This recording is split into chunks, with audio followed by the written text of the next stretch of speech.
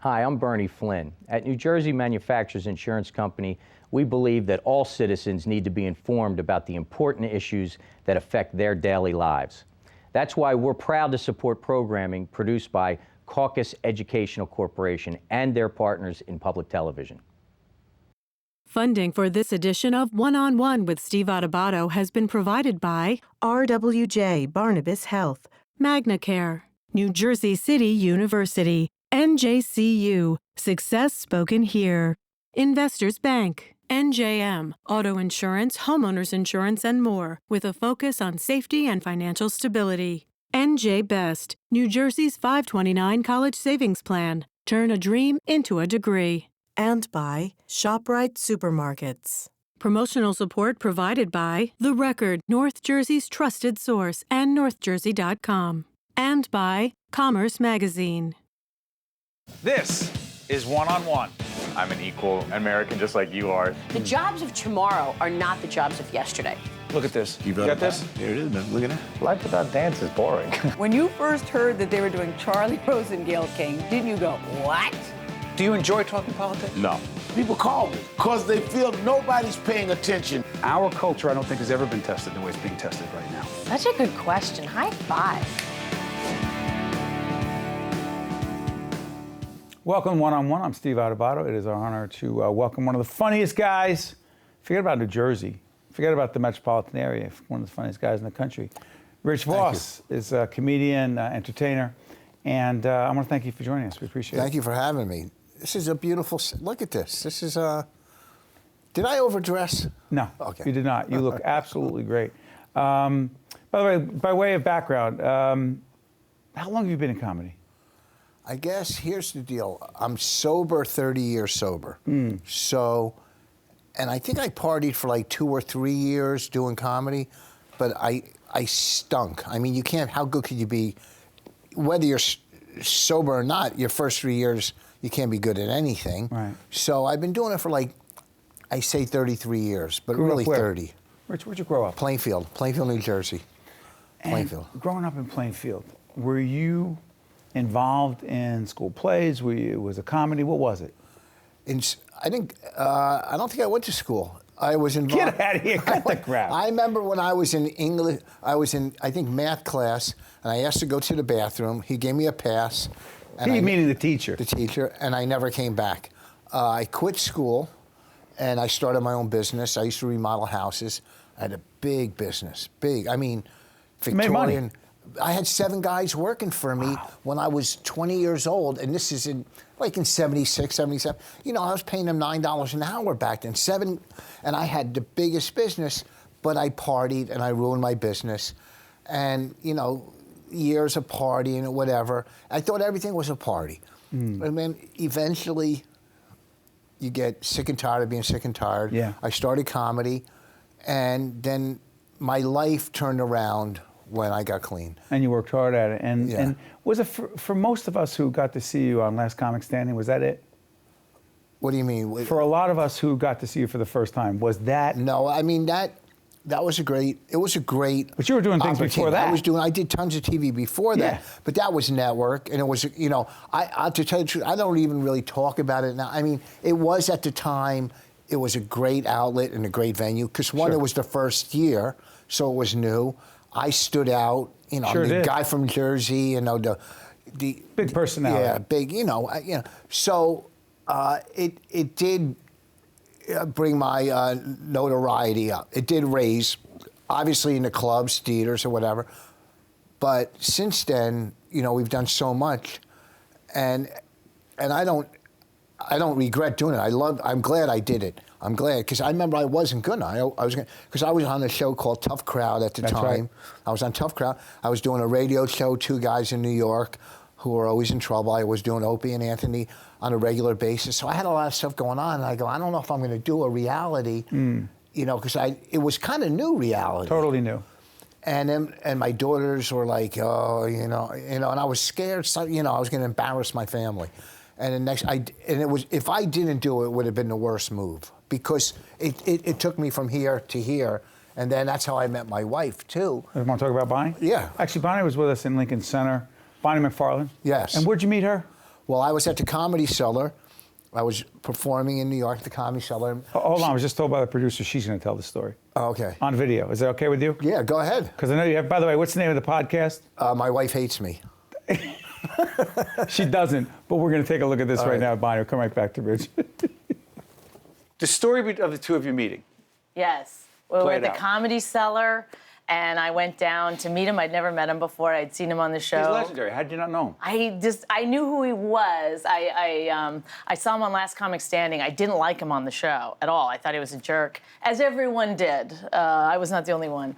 And but I was meeting everyone on the show, so I went down and I met him. And He was not a jerk when you met him. well, he said you're that comedian girl, which I was flattered that he knew who I was, and then, or at least knew that I was a comedian. And then he said, I'd hit on you, but I'm on a date. And then he was a jerk. you know, my heart went I'm not saying you are a pitter-patter. jerk. I mean, but that was it. But he was being funny. Well, that's his persona. Was he actually yeah. on a date? He actually was on a Oh, date. I'm sorry. I'm yes, sorry. and That's a good line, though. I was on a date with a hairdresser from The View, and she won 2 Emmys for her hair. But then the next day, I called the Comedy Cellar. The lady that books the Comedy Cellar, Esty, I said, Esty, can you give me that girl's phone number? Bonnie. Bonnie, yeah. I go, can you give me Bonnie? And so I left a message. So Esty calls Bonnie and says, Rich Vos wants your number. And Bonnie said, by no means give him my number. So she didn't give me. So I went back to the cellar the next night, hoping, and she was there, and we went out for pizza, and now I have an 8-year-old. That's beautiful. I mean, I can tell you, when I first met Bonnie, like, it was so, when we first met, okay, doing Tough Crowd, Last Comic Standing, then she was on season 2, I was on 1. I was writing for the Oscars at the time. I went like that, like people don't know what writing is. Exactly. Boy, do I stink. And No, you don't. I had this Oscar gift basket. Right. I mean, trips. Great stuff. I mean, going everywhere. We're dating. We got TV shows, pilots, selling out theaters, Oscar gift basket, right? Okay, so now, cut to now, TV shows not picked up, Oscar basket runs out, Tough Crowd is canceled, and I have an 8-year-old. That's beautiful. No, but come on. I wouldn't trade my life in. But you got to tell us a little bit more about. There's a radio show on Sirius. Yes. Of the same name. My wife hates me. And where's the name come from again? Bonnie came up with it, I would imagine. Yes. What do you mean you would imagine? I know for a fact. You approved it. I love it because we have separate careers, but we have a brand too. Her and I, we did a live show last night in New York at the Village Underground, sold out. So people come to see us together. Like they'll listen. My ex-wife called me and said, "I listened to your podcast. I can't listen anymore because I feel like I'm eavesdropping on you two, because." The radio show, which is different, you know, in Sirius, where we take calls, have guests. The podcast we do in our dining room, and it can get heated at times. You know, we just. What do you deal with? Real life? Yeah, it's basically being married is my wife. I've done it twice, I know. Yeah, my wife at the end of the night gives me a lecture at the end of the bed of what I did wrong that day. That's not it. Yes, You're doing shtick on me. No, I'm not. I'll call her right now. I'll call her right now. She won't answer the phone. I don't know why she has a cell phone, but she gives me a lecture. I would say the same thing about my wife, but go ahead. Yeah. But she tells you what you did wrong. Like? Look, females think they have to change their mate. Look, a female, when you go buy a new car, you don't take it home and go, oh, I'm going to try to turn this into a helicopter, okay? This is who she met. I'm old. You can't. This is it. This is the package. So, you know, last week she goes, I'm going to write a list of 10 things. All you have to do is 2 of them. Did you get to pick? She didn't write the list yet. But 2 things to make our relationship better. The thing is with Bonnie and I is, if we have an argument, it'll be a blowout, but we'll let it go and then move on. Although one time she didn't talk to me for like 4 days hardly, and I was telling people, I was going, could our relationship be any better? Look at it, we're not fighting. She goes, I'm not talking to you because I'm mad at you, stupid.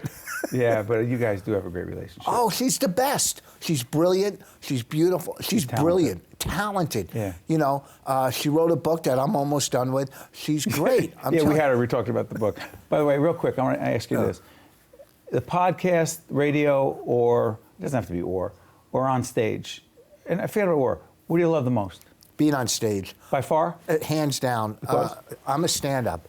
You know, that's what I do. I am a stand-up comic. I've been doing it for years. I'll do it in front of 20 people, in front of 20,000. That's my, you know, people go, well, you don't act. Well, I'm a stand-up. You don't go to a brain surgeon, you don't do root canal. Yes, I have acted, but my passion, I love doing stand-up. I love creating. I love coming up. You know, I'm working on my 5th CD. I'm going to tape it in a month.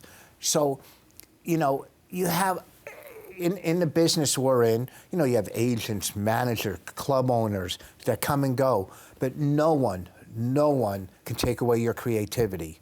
Mm-hmm. They can say, no, you can't work my club, or yes, you can, or this, that, but they cannot take away your creativity. And once you stop creating, then you know what I mean? Then you're done. So you keep writing. You love what you do, man. I love it. Keep doing what you're doing. We put up Rich's information during the segment, so people, I looked at some of the video. It is great stuff. Check out the podcast. And also on Sirius XM, Tuesday night, 7 to 9. And the podcast anytime. Podcast is on iTunes.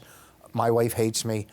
And, you know, we're all over. Thank you for having me. This is Rich Vos is a great comedian and a terrific, funny guy, and he puts it all out there. And catch him with Bonnie, but also catch him on his own. Yeah. Stay with us one-on-one. We'll be right back right after this.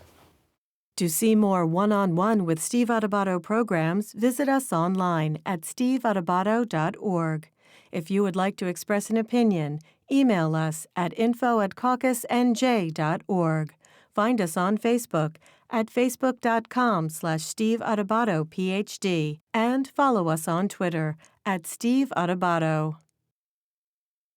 We're here at on the campus of Bergen Community College. We're not talking higher ed. We're actually talking to a pretty interesting, very interesting special individual. She's been on Capitol Report many times, but we're not here to talk public policy. We're here to talk about her, Assemblywoman Holly Schepisi, who, man, you've had an interesting life outside of politics, right? We're here on a windy day on May 17th, right, team? Well, we have a big crew around here, May 17th, 2016. And on May 26th, it's the 1-year anniversary of an extraordinary event that changed your life. Talk about it. A year ago, May 26th, I had what's known as a craniotomy to repair a brain aneurysm that was close to rupturing. And had I not had that surgery, it's very possible I wouldn't be sitting here being able to do this interview with you. So it has been a life-altering event for me. As a result of it, I changed the committees I sit on for the state.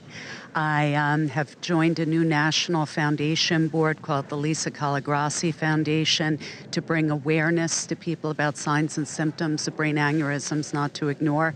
And I'm exceptionally fortunate to be sitting here today.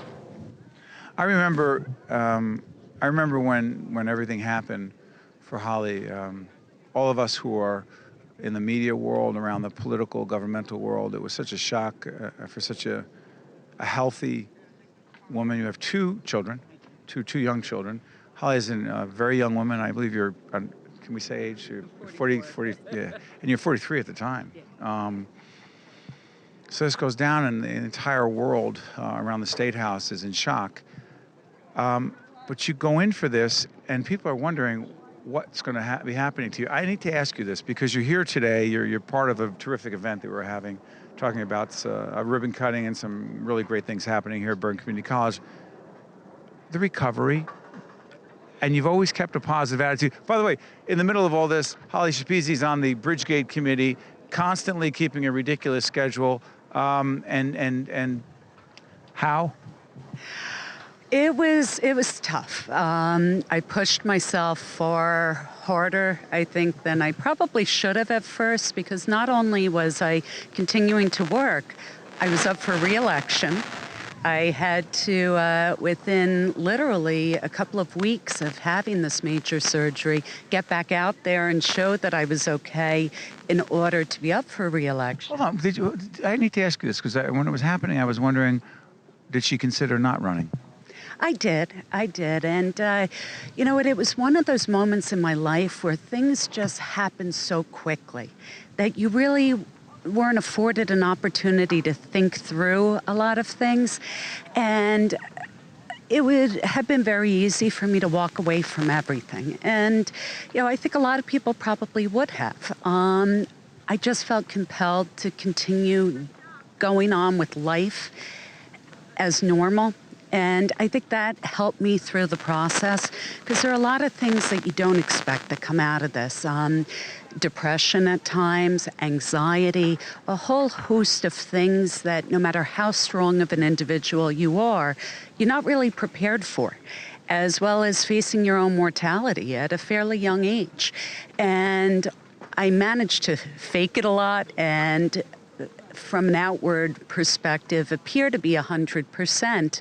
And it's taken me a full year to really get back to where I was. I developed a very rare complex migraine, which sometimes would almost mimic having a stroke. And I'd be in the middle of giving a speech and I'd feel the right side of my face shut down.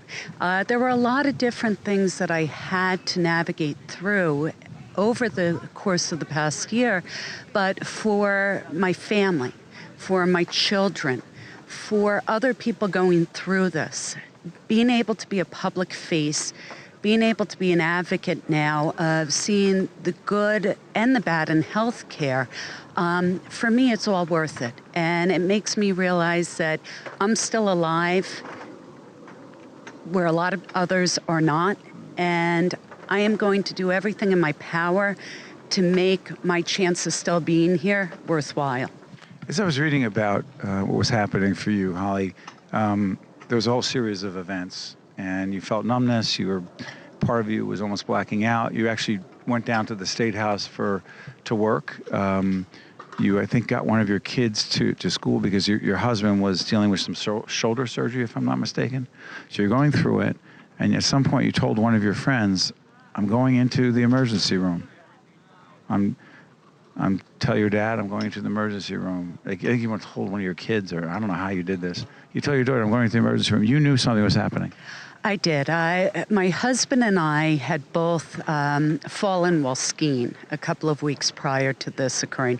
My husband had a very major injury which necessitated surgery. I may have had an undiagnosed concussion, which kind of contributed to some of the symptoms I was feeling. But as a mother, owning my own law practice at the time. By the way, the Assemblywoman running a law practice, being an elected official, doing it all, and being a mom and a wife. So as many busy people do, I ignored my own symptoms. And I kept hoping that it was because I was tired, because I was juggling a lot of things. And instead of going to a doctor, I kept putting it off. And it culminated in a series of events where I had aphasia. I was having numbness on one side. You're having a hard time talking. I was having difficulty speaking. If it hadn't been for autocorrect on text messaging, I would have been sending out gibberish. And it would come and go. And as I kept explaining to my husband and some friends, it felt like synapses in my brain were misfiring. And I would be fine, and I would have an episode where it would kick in. And a couple of days before I went to the hospital, I had just gone to sleep, and I went flying out of the bed, and I asked my husband if he had heard the gunshot. My husband said, honey, we live in Rivervale, New Jersey. What are you talking about? And I said, I just heard a gunshot inside my head. And right then and there, I should have gone to the hospital. Instead, I Googled it. Everything that came up said brain aneurysm, but it also said I would have been incapacitated or potentially dead. So I actually said to my husband, well, I guess it's not a brain aneurysm, and I went back to bed. Took me 2 more days of feeling off, having strange symptoms, and I was in my car with my daughter and her friend, and my whole body went haywire. I dropped my daughter off at the edge of our driveway. I said, honey, tell your dad I had to go to the hospital. And it was something where the hospital was close enough that I said, let me just drive myself, get myself there. And I walked in and looked at the intake nurse and said, from a triage perspective, I'm fairly certain I'm having a stroke. Can you get me in to see a doctor immediately? And that started the process. They drill into your they go in and they do what they do and they confirm what you have? Well, it was a two-step process. First, they did what's known as an angiogram, where they made a small incision in my groin, put a kind of went up into my brain through my artery, and tried doing what's called the coiling of it. I was awake for this procedure. It's a little bit disconcerting. And they ended up, while I was awake, I heard them say, we can't do it. And I had an irregularly shaped aneurysm that where they couldn't do it. And the only way to fix it was to actually cut my head open and drill a hole, put a clip around the aneurysm, and then seal me back up. What were you thinking during this? What happens with my children in the event I don't make it? And for me, that was my biggest concern. I've lived a very full life in 44 years. I've managed to do a lot of things that most people haven't been able to do in a lifetime. And for me, I have 2 small children. I have a wonderful husband. I have a great family. But it was, what will become of my children if they don't have a mother? What's the message you want to leave with everyone watching right now who are struck by the story you just told and the impact you're having on them right now? 1, be your own healthcare advocate. If you feel something is wrong, go to the doctor. Don't take chances. As you go through the process, make sure that you advocate for yourself as a patient with the doctors, with the healthcare providers.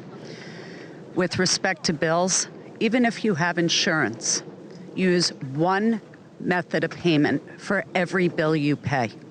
Don't use checks for some things, credit cards for other. Choose one thing that you are going to utilize for every healthcare payment that you make. Keep an Excel spreadsheet, keep full documentation, and fight for what you believe in your heart you need. Finally, do you see your life that's a cliche question. How do you see your life differently today? When you have life-altering experiences, it's actually very freeing in some ways, because a lot of the day-to-day stuff that people fret about that becomes monumental, you can really objectively put all of that aside. And you learn to do the bucket list items now. You learn what's important and what's not. How old are your kids? I have a 4-year-old son and a 12-year-old daughter. Does politics down in Trenton seem even more trivial at times?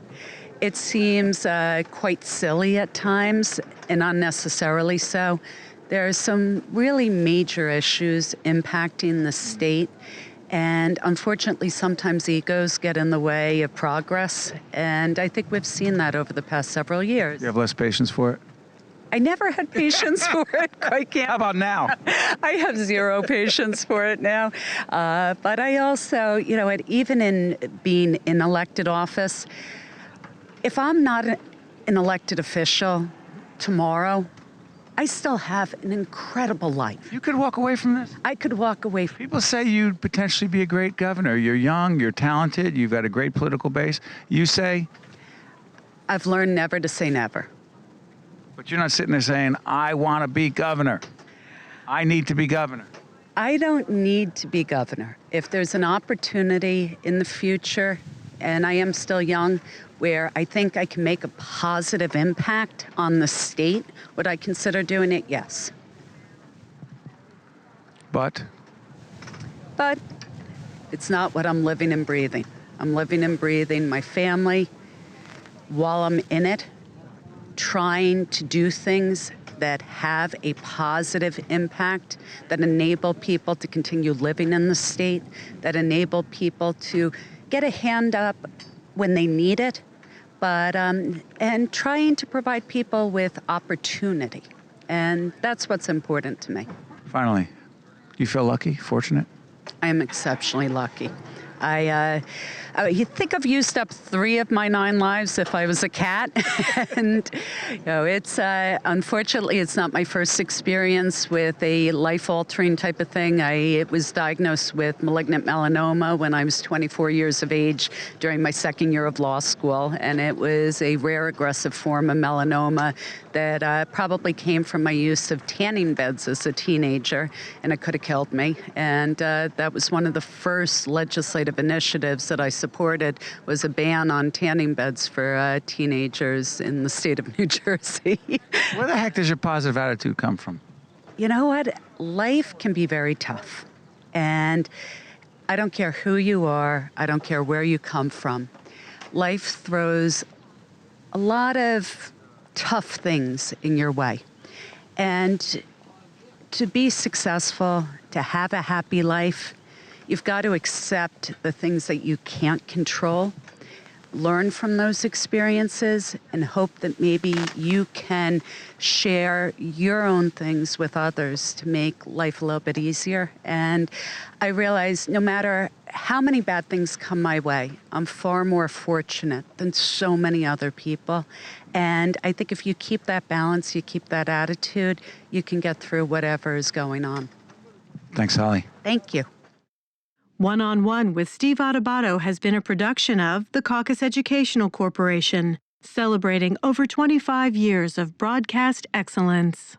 Funding for this edition of One-on-One with Steve Adubato has been provided by RWJ Barnabas Health, MagnaCare, New Jersey City University, Investors Bank, NJM, NJ Best, and by ShopRite Supermarkets. Transportation provided by Airbrook Limousine, serving the metropolitan New York, New Jersey area.